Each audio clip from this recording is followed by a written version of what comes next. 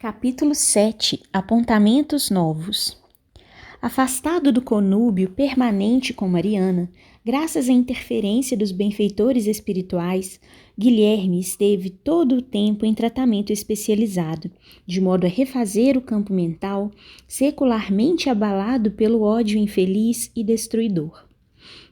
Mariana, por sua vez, que já vivia aclimatada psiquicamente às vibrações do seu perseguidor, sentiu-lhe a ausência desde o momento em que Saturnino recolhera ao aconchego da prece aquele que se lhe fizera verdugo inconsciente e pertinaz. No dia imediato à primeira incorporação de Guilherme, a jovem, após retornar ao lar, deixara-se abater por forte prostração.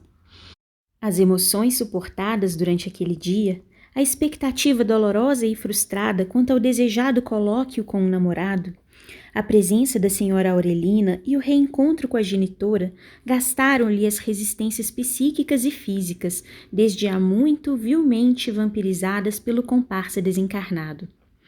A jovem amanheceu, portanto, indisposta e perturbada. Recordava-se de cruéis pesadelos de que fora vítima, nos quais parecia estar sempre perseguida por impiedoso assassino que lhe desejava tomar a vida, despertando transtornada e sendo acometida de constantes delíquios. Dona Rosa e Amália desdobravam-se em angustiante assistência à moça atormentada, sem lograrem os resultados que desejavam. O senhor Mateus, indiferente ao drama que se desenrolava no próprio lar, mantinha-se apático, distante. Ao entardecer, como Mariana continuasse em doloroso desconcerto emocional, por alvitre de Amália foi chamado um médico relacionado com a família, que, após aplicar um sedativo, recomendou repouso e confidenciou à mãe aflita a sua opinião de que a jovem estava com singular crise histérica, da qual poderia sair mentalmente perturbada. A nobre senhora, banhada em lágrimas, redobrou os cuidados junto ao leito da filha e de imediato solicitou a Amália fosse buscar a caridade nas mãos de José Petitinga, convidando-o a vir ao seu lar em tarefa de socorro e compaixão.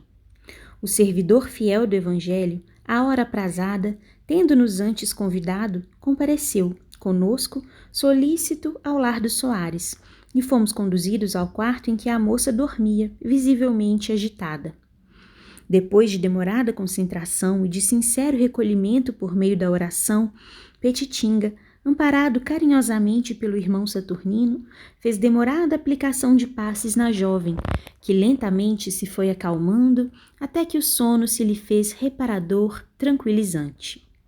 Interessado em acalmar a família aflita, esclareceu o bondoso.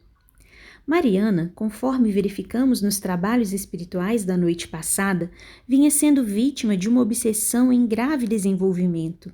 Vinculada pelo passado culposo a atormentado companheiro que se lhe transformou em adversário vingador, absorveu durante alguns anos as energias deletérias em que se via envolvida, criando um condicionamento psíquico que, embora desgastando seu organismo, lhe servia também e simultaneamente de sustentação.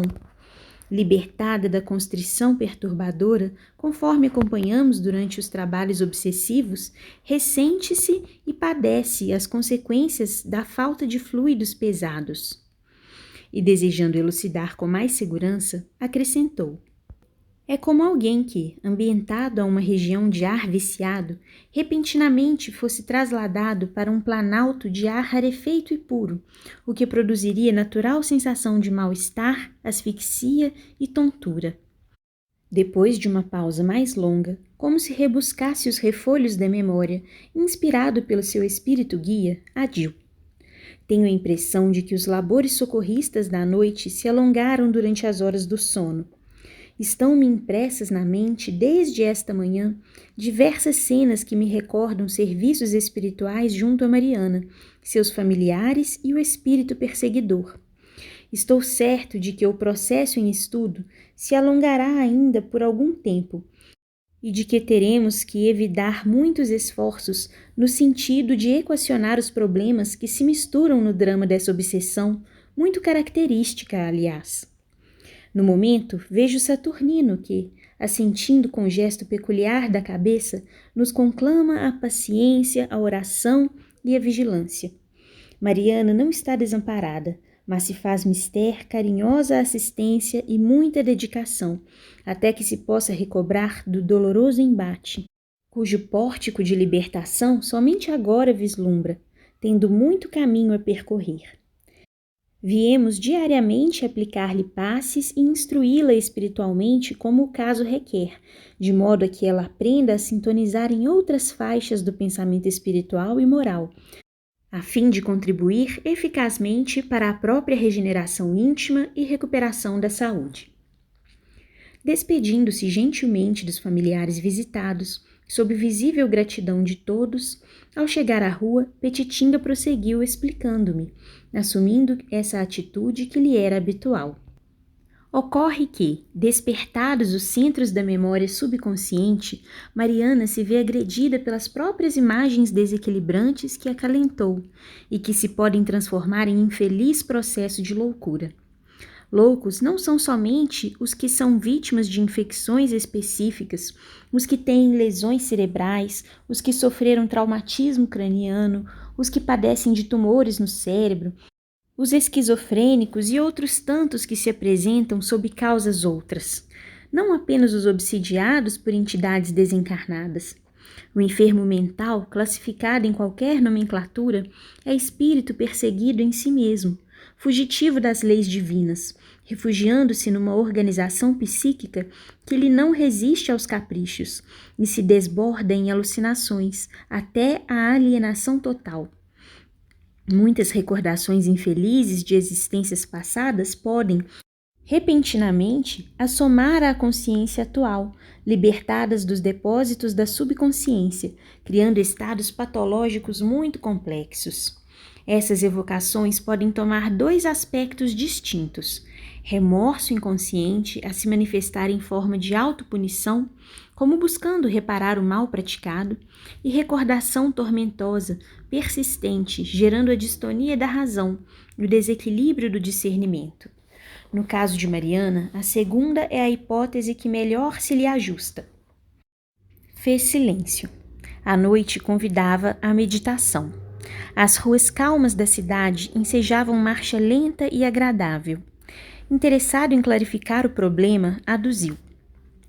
Como observamos durante os trabalhos referidos, que tiveram curso demorado quando buscamos o leito, na noite passada, dos quais me lembro cada vez com melhor nitidez, Mariana se defrontou parcialmente desdobrada pelo sono com o seu antagonista, e recordou naturalmente da fuga ao dever, da responsabilidade pelo sofrimento que acarreta o atual desafeto, ficando, desse modo, vivas na mente as cenas revisadas pela necessidade imperiosa que se fazia do reencontro espiritual da vítima e do algoz, para o impositivo da pacificação. Nada ocorre em nome de um protecionismo que seria injusto e indigno do nosso Pai. Verdugo e vítima são filhos do mesmo amor, momentaneamente separados por desconsideração ao dever ou por maneira inditosa de acatar os fatos e acontecimentos da vida. Daí a inevitabilidade de uma existência pautada nos conceitos sempre atuais do Evangelho de Jesus. E terá ela probabilidade de se refazer? Indaguei, interessado. Sempre muito sereno, o interlocutor fitou-me com seus olhos muito claros e brilhantes e disse: Como você sabe, Miranda, a lei é de amor, sem dúvida. No entanto, também é de justiça e de misericórdia. Muito dependerá da menina Mariana. Falou-nos Dona Rosa que o Esculápio diagnosticara tratar-se o seu problema de uma crise histérica, deixando maliciosamente a suspeição de ser o problema de ordem sexual, quando não tem autoridade técnica do assunto para contestar. Acreditam os discípulos de Freud que no sexo se encontram as explicações para quase todos os problemas que afligem o homem na Terra. A comunhão afetiva, inegavelmente, basada na excelência do amor, consegue sublime intercâmbio de forças e energias de variada espécie que restauram, às vezes, as organizações físicas e psíquicas em desalinho, especialmente quando de tal intercâmbio resulta a bênção de filhos, pois que os inimigos espirituais quase sempre tomam a roupagem filial e renascem nos braços dos seus antigos adversários, libertando-os temporariamente das perturbações que antes experimentavam. O que dá aos materialistas a falsa impressão de que o problema foi resolvido pela comunhão sexual calmante, por ignorarem os que assim pensam as leis das reencarnações, que são santificadoras portas de paz. Para surgirem outras implicações mais tarde, que somente o amor, a abnegação, o perdão puro e a humildade, amparados na oração, podem equacionar. Confiemos que Mariana se liberte quanto antes da atual conjuntura e se possa preparar para o amanhã vitorioso. Há também um argumento que contraria a tese materialista que atribui ao sexo proezas quase ilimitadas. Não poucas vezes, casais perfeitamente harmonizados e sexualmente tranquilos descambam para lamentáveis desequilíbrios, os quais não se enquadram na apressada solução do uso do sexo como moderador para o campo emocional. Chegáramos ao local do transporte. Tomamos as conduções e rumamos em direção diversa. Desde então, diariamente visitávamos a paciente, que, lenta, porém seguramente, dava mostras de recomposição íntima. Dias houve mais graves, consequência natural dos encontros mantidos espiritualmente nas tarefas em desdobramento e de que ela não se dava conta ao retomar a lucidez orgânica. Instruída cada dia mais nas lições ministradas por Petitinga, logo depois começou a andar e pôde, então, frequentar as sessões de estudo e passes dirigidas pelo amoroso seareiro de Jesus.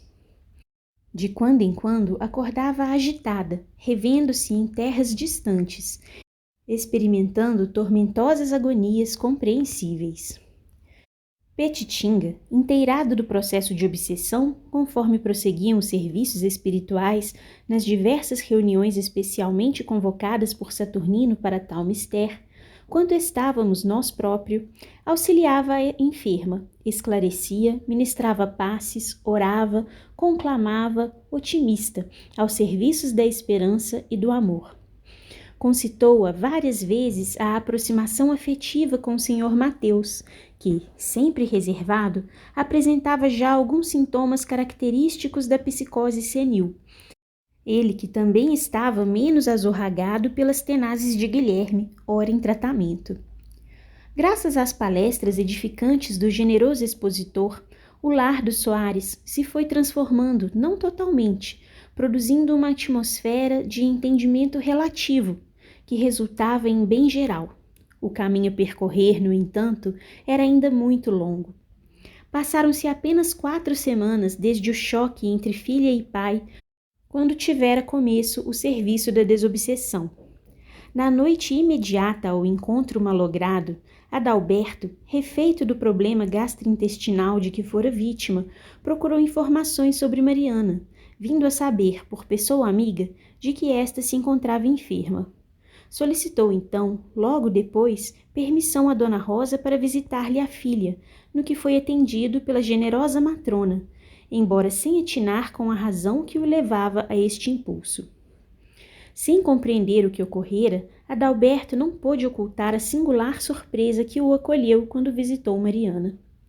Desfeita, sem vitalidade, a jovem causou-lhe imediata compaixão.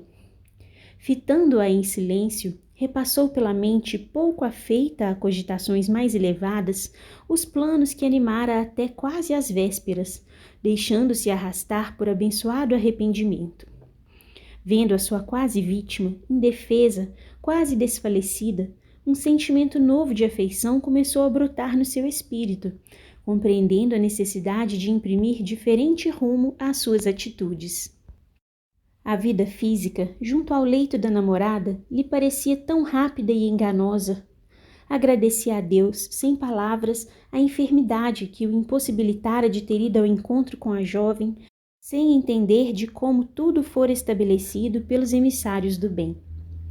A partir daquela noite, passou a visitá-la com regularidade, sob a aquiescência materna, e depois, por curiosidade e para ser gentil, acompanhou-a às dissertações espíritas, revelando-se um admirador entusiasta do espiritismo e de Petitinga, que lhe conquistara imediatamente a amizade. Quando se encerravam as exposições doutrinárias, invariavelmente Adalberto se acercava do venerando evangelizador e lhe apresentava, em forma de perguntas inteligentes, problemas que o afligiam intimamente, ou relacionava os informes espíritas com os fatos e angústias humanas, os dramas sociais, as enfermidades irreversíveis nas quais milhões de seres se debatem e se desesperam, e para os quais a ciência médica, na grande maioria dos casos, se apresenta impotente. As respostas serenas, lúcidas e lógicas oferecidas por Petitinga dealbavam para o moço horizontes de esperança dantes jamais sonhados.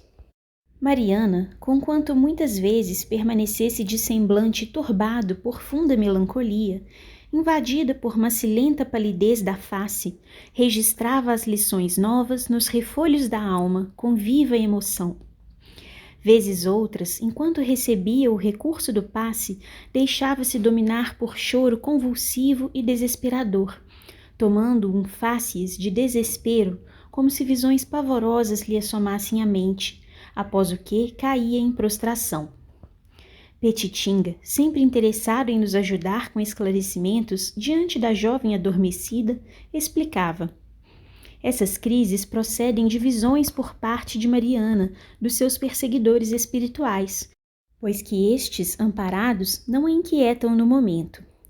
Ocorre que o próprio espírito, jugulado ao remorso por muitos anos antes de reencarnar, fixou vigorosamente na sede da memória perispiritual que mais tarde se imprimiriam no cérebro as cenas dolorosas que vivera no hospício do Haarlem, conforme narrara ela mesma quando desdobrada pelo sono no reencontro com Guilherme.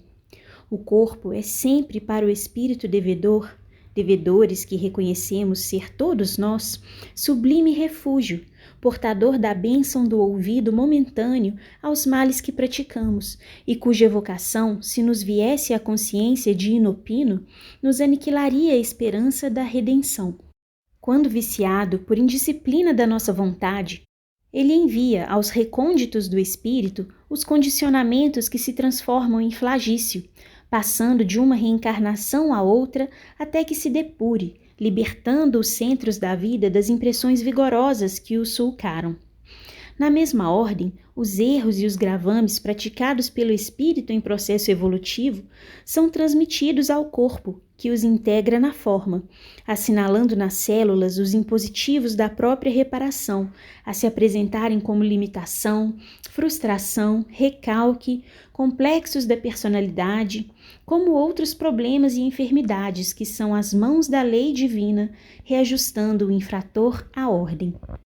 À semelhança de uma esponja, o corpo absorve as impressões que partem do espírito ou as elimina, como também se carrega da psicosfera ambiente e a envia ao íntimo, passando a viver-lhe as emanações.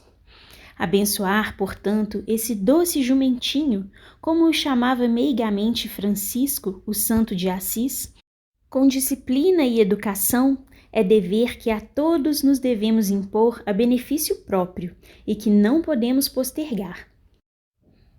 Diante das informações doutrinárias oferecidas pelo preclaro benfeitor Petitinga, quedávamo-nos comovidos, buscando pesar cada vez mais as responsabilidades que nos competem na condução da organização física, lamentavelmente tão pouco aproveitada pela imensa maioria das criaturas humanas.